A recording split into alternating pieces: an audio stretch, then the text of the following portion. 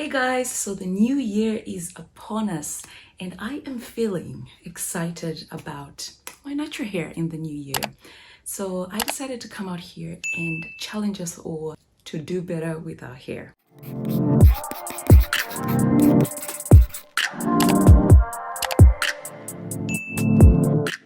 I normally like to do protective style challenges, no comb challenges and things like that. And when one of my childhood friends sort of suggested that we do a no comb challenge for a whole year, I was like, girl, let's do it. And I really want to thank her for that. Thanks, Cheapo. Shout out to you. However, unfortunately, I will not be able to refrain from using combs for the whole year. And that's because I'm trying out a few things in my regimen at the moment. However, I do have a challenge for us and it's exciting. What I do want to challenge us to this year for the whole year is to have extra hydration, extra moisturized hair for length retention. A lot of the times you hear people talking about breakage and protective styles and detangling gently and that kind of thing when it comes to length retention, but a lot of people, I don't think we focus enough on moisture as a way to actually retain your length, because if you really think about it, healthy hair equals long hair.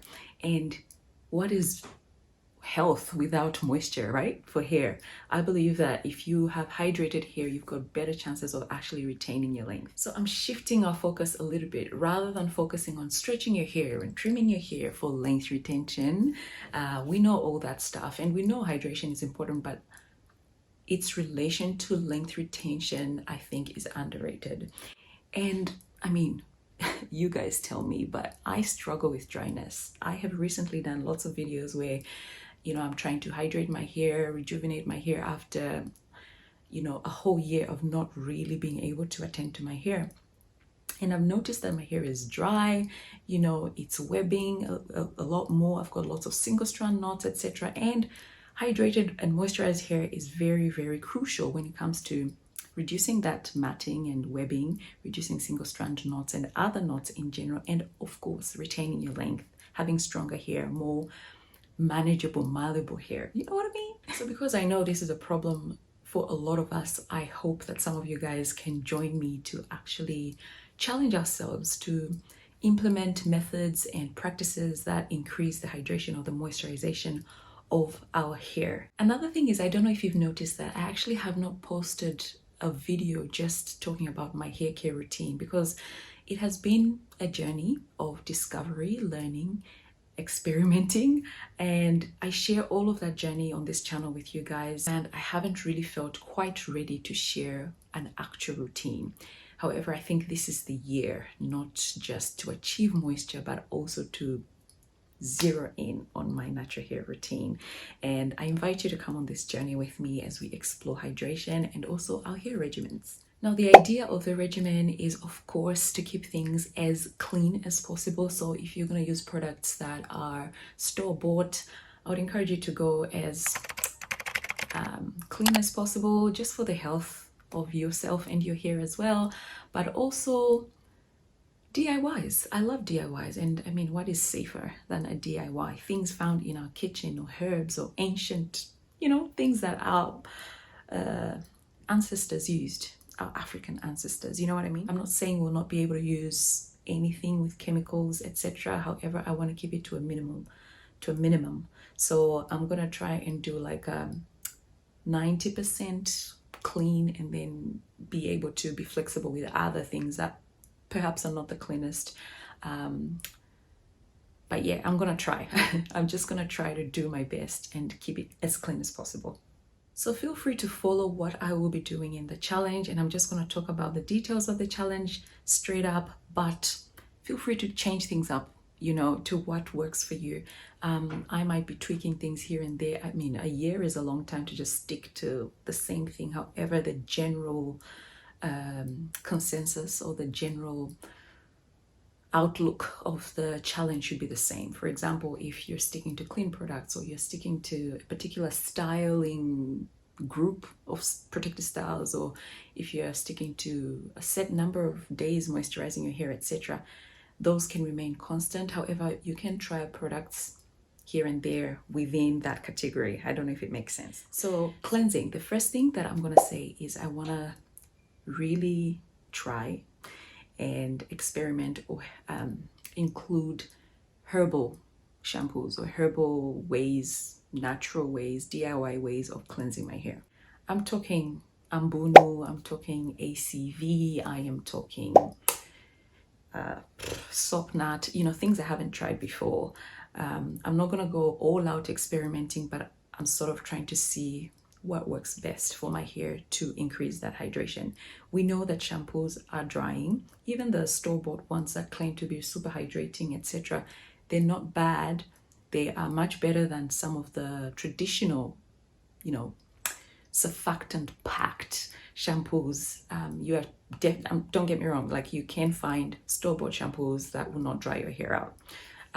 However, what's better than DIY herbal clean alternatives that you can find in your kitchen? I want to experiment a little bit more with clays, Russell clay, can't even pronounce it, bentonite clay. I've done a video on that already, but I'll be doing more of those things to see what I really want or what my hair really likes in order to achieve that hydration level that I'm looking for.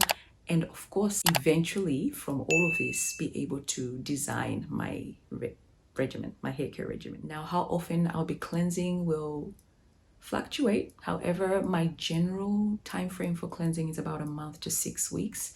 I might be able to push that a little bit longer or do it more often, just depending on where the sweet spot is, you know what I mean? So it's experimental. However, the focus is on hydration. Feel free to stick to your routine and continue doing what you're doing, as in the frequency of washing, if it's working for you for hydration. However, I encourage you to maybe switch things up and maybe not use a shampoo this week and use herbs the next week if you wash your hair weekly, and just try and change things up to encourage hydration or improve hydration in your hair. Now, I know there are people who are here saying you have to cleanse your hair in order to achieve hydration. And while that's true, another thing that I do believe strongly is that there is nothing more hydrating, more nourishing, more moisturizing, more beneficial to our hair than our own sebum. I'm just gonna say it. So while we take out the natural oils in order to add hydration and other oils, if we can find a way to tap into our own natural sebum, that would be great. And I would definitely be exploring that in this challenge. I find it interesting that God actually blessed African people with the richest and the most high quality sebum. It's fact. And I don't think we've been able to tap into that yet. And I definitely want to explore that with this challenge. Anyway, I'm stepping ahead of my video. The next step is deep conditioning. Of course, I'm gonna try and deep condition with every wash. Deep conditioning is important for hydration.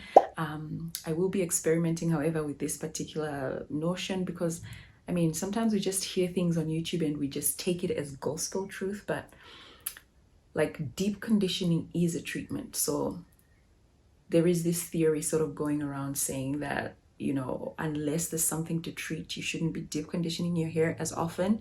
And I'll be experimenting with that to see if it is indeed true. As far as I know, deep conditioning is like,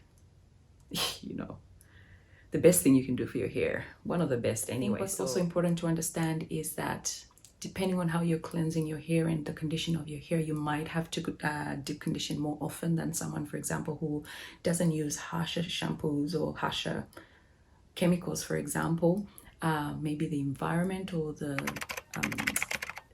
weather might affect how your hair is feeling or how your hair retains moisture, for example, and therefore you might need to deep condition less or more than someone else. So there's a lot of factors that I think affect the decision whether or not to deep condition more often or not. However, if you're using a harsh shampoo or a clarifying shampoo, for example, I definitely encourage you to deep condition with every wash. You guys know deep conditioners that I love. I have shared them on this channel. One of them is the Strength and Restore from Shea Moisture. Another one is Manuka Honey and Mafura Oil. However, I want to try DIYs to improve the hydration of my hair. Use whatever products that you think are going to be super hydrating. A good way to decide on that is to look at the first 5 ingredients in your deep conditioner. You want to see a lot of hydrating ingredients. You want water, you want humectants, you want aloe, you want honey, flaxseed is great, so things like that. So we're taking moisture to the next level this year. You know what I mean? Moisturizing our hair. I feel like this is the place where I guess deep conditioning and cleansing is important, but so is moisturizing. And the way you moisturize your hair determines how long you end up keeping your moisture. I want to explore with humectants, so I'll be doing aloe vera spritzes. We know that aloe vera is a humectant. Humectants attract moisture from the atmosphere into your hair, so I mean, come on, it's a given. I also want to really be particular about moisturizing my hair before it dries. I encourage you to do that as well. A lot of times we wait for our hair to be dry and then moisturize it. You want to do an experiment and see when your hair dries after your first moisturization, and then go back a day or a couple of days and keep that as your day to re-moisturize. So you want to re-moisturize your hair before it gets dry. That way we're maintaining moisture all the time. Speaking of humectants, the strongest humectant that I know is glycerin, and I know glycerin has got a bad rep in the natural hair community, but I'll be trying glycerin because I remember as a kid trying it on my skin and even on my hair. My hair would feel soft and hydrated for days, and I don't know why we stopped using it. I guess people were like, oh, you can get dryness if like in the winter times, or if the weather is super dry, then glycerin will take moisture out of your hair into the atmosphere, and that's a huge claim. I will be exploring all of that and doing videos about it. However, I will be trying to include glycerin in my regimen. So if you really want a glycerin effect, the first 5 ingredients should have glycerin, so I'll be looking out for that. If you don't like glycerin, and if you've tried and tested it and it's a no for you, be sure to look out for honey, aloe vera, pectin, and other humectants that are as beneficial to your hair. Some examples of leave-ins that have got, I'll just give you 3 leave-ins that have got glycerin. The first 5 ingredients, first 5 of ingredient list. The first one is the Manuka Honey Intensive Hydration leave-in conditioner.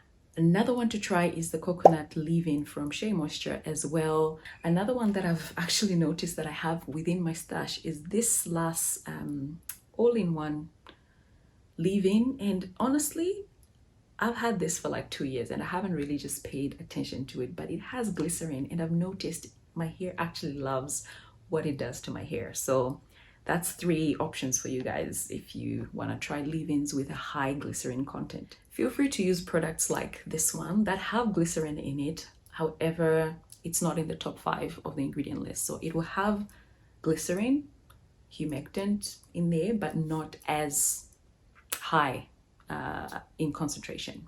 The idea is just to include humectants on purpose, deliberately, intentionally. I don't know if you're aware, but there's what they call film forming humectants, and these provide a coating on the hair to keep the moisture intact in your hair and increase or encourage hydration. What I noticed with something like flaxseed is that it can help to promote a hold or encourage a hold in your hair that keeps your hair clumped and also free from frizz and tangling up, etc. Single strand knots, dryness, knots, tangles, etc. they can be minimized by including a film forming humectant. I've seen this method from Indigenous Strands where she uses flax seeds on her ends, and I've experimented on this before. I'll put a link to that video. It wasn't perfected, but this is the year to perfect that because I think it will actually work. It'll actually work for me. Now, it's not all the time that we'll be able to do a DIY, for example, so feel free to experiment with botanical gels. Botanical gels are exactly as they sound, plant gels. So once again, aloe, flaxseed. They are on the cleaner spectrum, which is great. So I will be experimenting with that. I might do a DIY today. Next day, I'll use a store-bought botanical gel to do the same thing for my hair. all with the goal to increase hydration and moisture in my hair and for me to retain my length. Now, the sealing part of hair is important to retaining that length, and you guys know I'm a castor oil addict. I've tried a lot of sealants. I've tried just general oils. I've tried shea butter. I do use just general oils or shea butter, etc. And I've even used grease in the past. However, I always find myself reverting back to castor oil because castor oil for me is the sweet spot. My hair glides and smooths better. It really is effective at locking in the moisture, and it allows me to cleanse my hair without needing a clarifying or a really strong shampoo. I will be exploring with styles that encourage the longevity of the moisture in my hair. For example, braids for me, or a flat twist, not a flat twist, like a cornrow almost, like this one, really just helps me retain top-notch moisture. Twists are great. I will still be using twists here and there, but I really want to explore with styles that help me to retain moisture for longer. Oh, and by the way, I mean braids and cornrows with your own hair. So extensions do have a drying effect. You can try to keep on top of the moisturization, but if you can avoid the extensions, I would encourage you to do so. Now, this one is probably the most challenging for me because there's nothing on YouTube really about it. I think the only person that I've seen discuss this is Green Beauty, but it's scooping and spreading, or somehow finding a way to get the sebum from here to the length of the hair. I don't know how I'm going to be doing that. I'm just going to be experimenting with a few things to see what works. Straighter or looser curls find it easier because they brush their hair.